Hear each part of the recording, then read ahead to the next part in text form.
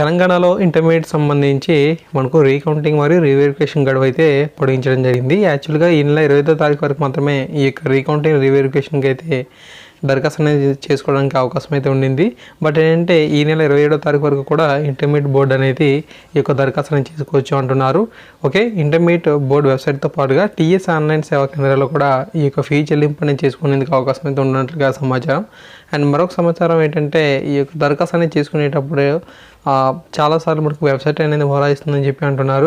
అంతేకాకుండా ఈ యొక్క రీకౌంటింగ్కి రీవెరిఫికేషన్ కూడా ఎక్కువ మొత్తంలో ఫీజు అనేది అక్కడ మనకు అడుగుతున్నట్లుగా కూడా సమాచారం అయితే ఉంది.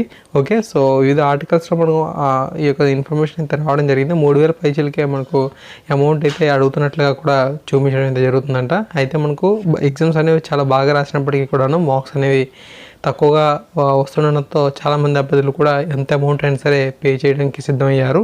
బట్ అంటే ఈ యొక్క రీకౌంటింగ్ సంబంధించి రీవెరిఫికేషన్కి సంబంధించి కూడా మార్క్స్ అనేవి కొంతమందికి అయితే యాడ్ అయినట్లు, మరికొంతమందికి అసలు యాడ్ అయితే కాకపోయినట్లుగా కూడా చూపిస్తుంది. ఒకవైపు ఏమో మార్క్స్ పోయి డబ్బులు కూడా పోవడంతో చాలామంది అభ్యర్థులు కూడా నిరాశ అయితే వ్యక్తం చేస్తున్నారు.